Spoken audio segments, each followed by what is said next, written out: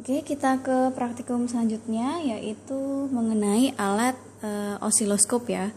Jadi di praktikum kali ini kita akan coba terlebih dahulu untuk melakukan kalibrasi pada osiloskop.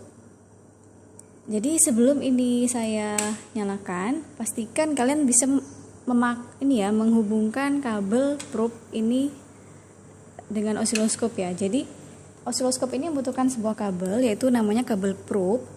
Jadi kalau kalian lihat di sini ujungnya ini untuk pengait ya, bentuknya kecil. Nah di sebelah sini, nah untuk memasangnya diperhatikan ada seperti lekukan begitu ya, dua ya. Nah ini harus pas di titik. Di sini ada titik, kalau kalian perhatikan titik kecil. Nah itu harus dipaskan ke titiknya, lalu baru diputar untuk dikencangkan seperti itu ya. Ini sudah. Nah untuk melakukan kalibrasi, jadi di sini kita bisa lihat ada tulisan cal ya, calibration 2 VPP dan bawahnya adalah 1 kHz. Berarti ini adalah frekuensi dan tegangan untuk kalibrasi osiloskop ini. Jadi ini kita sambungkan ke bagian kalibrasi. Oke, kalau pada multimeter analog kemarin sudah bisa ya cara kalibrasinya. Nah, ini kita akan coba mengkalibrasi osiloskop. Saya nyalakan di sini.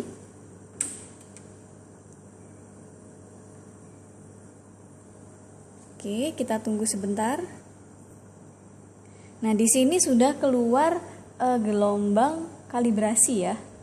Jadi, kalau kalian perhatikan di sini ada gelombang kalibrasi. Saya paskan dulu posisinya. Nah, bagaimana cara untuk bisa membaca gelombang ini? Jadi, yang pertama kali kalian harus perhatikan untuk osiloskop ini, gelombang yang mendatar atau horizontal itu menunjukkan time ya atau periode dari sebuah gelombang. Nah, untuk vertikal jarak dari puncak atas ke lembah ke paling bawah ini menunjukkan amplitudonya ya atau tegangan. Oke, sudah paham ya? Jika dari puncak bawah ke puncak atas berarti peak to peak. Mengapa di sini 2 VPP artinya volt peak to peak, berarti tegangan puncak ke puncak. Jadi itu yang akan kita coba paskan di sini ya, 2 VPP dan 1 kHz-nya. Nah, untuk frekuensi 1 kHz ini harus kita ubah dulu menjadi periode ya, karena ini pembacaan horizontalnya adalah periode. Maka masih ingat rumusnya ya, T sama dengan 1/F. Berarti 1 kHz ini jika diubah menjadi periode berarti bernilai 1 milidetik ya, 1 milisekon. Oke, sekarang kita coba paskan ya. Di sini ada tulisan volt per div, kalau kalian perhatikan. Berarti artinya adalah tegangan per div. Maksudnya div itu kotak ya. Jadi 1 kotak, 2 kotak, 3 kotak itu berapa nilai tegangannya. Nah, di sini menunjukkan 0,5. Berarti tiap kotak ini bernilai 0,5 volt. Nah, jika di sini menunjukkan posisinya, saya paskan dulu ya. Menunjukkan 1, 2, 2,4. Di sini kan ada garis kecil-kecil ya. Setiap kotak itu ada sekitar 4, 0, 2, 4, 6, 8, 1.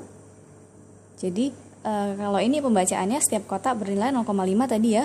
0,5 dikalikan 1 dikalikan 2, 2,4. Berarti nilai tegangan ini belum sampai 2 volt ya, berarti sekitar 1,2 ya.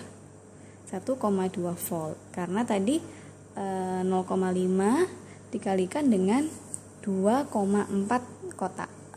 Kurang lebih seperti itu ya pembacaannya. Nah, untuk di probe-nya sendiri, ini kalian harus perhatikan apakah dia kali 1 atau dikalikan 10. Jika tadi dikalikan 1 berarti sudah selesai tadi pembacaannya ya. Jumlah kotaknya atau jumlah div-nya dikalikan dengan ini volt per div dikalikan 1 untuk amplitudo. Jika dia di arah kali 10 berarti kalian perlu mengalikan dengan 10 lagi ya. Untuk pengali probe itu berlaku hanya untuk amplitudo, untuk periode tidak ya. Nah, sekarang bagaimana agar gambar pulsa kotak ini bisa menjadi 2 VPP? Berarti yang perlu kita setting adalah nilai VAR di sini ya. Nah, ketika nilai VAR ini sudah mencapai titik yang diinginkan yaitu 2 VPP, maka VAR ini tidak boleh kalian ubah-ubah lagi jika sudah dikalibrasi. Yang boleh kalian ubah-ubah adalah volt per div ini, karena volt per div ini menunjukkan nilai skala dari pengukuran osiloskop. Oke, paham sampai sini ya. Jadi sekarang saya coba setting ini VAR-nya, saya putar sampai dia pas 4 kotak karena ini tadi 0,5. Ini masih 3 ya, 1, 2, 3 kotak, berarti kurang.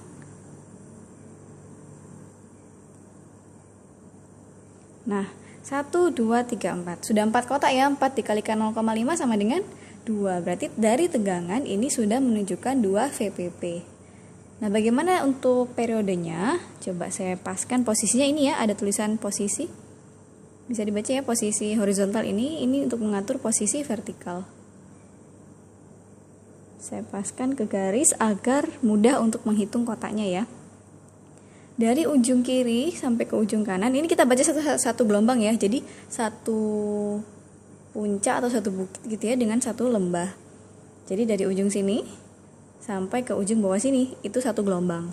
Jadi yang kita baca adalah siklus satu gelombang. Nah, berapa kotaknya sekarang? 1, 2, 3, 4, 5. Jadi vertikal dari horizontal dari sini ke sini itu ada 5 kotak ya. Nah, 5 dikalikan dengan di sini kita sudah punya time per div, berarti nilai waktu atau time per kotaknya. Di sini menunjukkan garisnya ini ke 0,2. 0,2 dikalikan dengan 5 kotak sama dengan 1 milisekon. Nah, ini kan ada keterangannya mili atau di sini ada mikro. Oke, kalian bisa lihat ya, di sini ada mikro, di sini ada mili, berarti dari segi frekuensinya ini sudah terkalibrasi. Maka untuk variabel ini sudah tidak perlu diputar-putar lagi ya. Nah, sekarang saya akan tunjukkan fitur lain dari si osiloskop ini, yaitu di sini ada fokus. Fokus dan intent ini untuk mengatur cahaya yang ditampilkan oleh osiloskop ya. Kalau fokus coba kita lihat perubahannya. Garisnya agak blur ya. Tidak terlalu jelas. Jadi fokusnya ini kalau bisa ya satu garis ya, tipis saja gitu ya. Nah, kalau intensitas cahaya berarti ada redup atau terang bisa disetting ya. Nah, ini gelap sekali berarti dia tidak terlihat. Nah, ini agak terang, ini sudah ideal untuk pembacaan. Lalu dari kolom ini ya, kalau kalian lihat di atas ini ada tulisan, coba saya turunkan, ada tulisan trigger, hold off dan level. Ini bisa untuk setting ini ya, jika gelombangnya itu berkedip ataupun masih berjalan, ini kalian setting hold off-nya. Ini kan sudah ideal ya, sudah normal, sudah tidak perlu disetting. Nah, di level ini juga bisa hilang. Jadi kalau misalnya, Bu, kok gelombangnya tidak tampil, jangan buru-buru ini ya, oh osiloskopnya rusak atau kenapa. Nah, coba kalian lihat lagi intentnya ataupun fokusnya, apakah itu yang perlu diatur ataupun juga level ataupun hold off di sini. Ini saya putar lagi levelnya ya. Dia sudah tampil. Oke. Ini sudah ideal. Nah, untuk osiloskop jenis ini, Kiwi Instek ini ada dua channel. Jadi kalau kalian nanti praktikum RE1 atau RE2 untuk melihat channel 1 misal untuk melihat input, channel 2 untuk melihat output, bisa langsung dibandingkan. Berarti kita perlu 2 probe di sini ya kalau ingin menggunakan 2 channel sekaligus. Tapi untuk kalibrasi bisa satu-satu, channel 1 dikalibrasi, channel 2 dikalibrasi dan seterusnya. Nah, ini mode. Di sini kalian pilih channel berapa yang digunakan. Sekarang saya menggunakan probe di channel 1, berarti mode di channel 1 ya. Kalau saya ganti ke channel 2, maka dia hanya keluar garis lurus ya. Jadi posisinya pun posisi di sini ya. Di channel 2 dia hanya keluar garis lurus karena tidak terhubung dengan apa-apa ya. Kalau dual berarti dia akan menampilkan channel 1 sekaligus channel 2. Dua-duanya tampil ya. Ini gelombang channel 1, yang ini gelombang channel 2. Oke. Lalu di sini juga ada source, ini tidak perlu diganti-ganti ya. Karena kita memakai channel 1. Kopling juga tidak perlu diganti. Di sini ada kali 10 mag. Nah, Ini kalian cek ya sebelum digunakan, pastikan ini tidak tertekan gitu ya. Lalu di sini ada channel 2 inverter, channel 1 oke. XY berarti dia hanya menunjukkan titik koordinat saja begitu ya. Ini juga pastikan tidak usah ditekan. Kalau ground itu hanya menampilkan garis lurus ya seharusnya ya, tapi di sini tidak tampil. AC ataupun DC biasanya kalau DC dia agak sedikit naik gitu ya. Oke, saya rasa cukup ya untuk pengenalan kalibrasi osiloskop di sini. Jika ada yang ingin ditanyakan silakan bisa kita diskusikan lewat email maupun grup WA, atau bisa langsung berkomentar di video ini. Baik, sekian dulu untuk video kalibrasi. Terima kasih.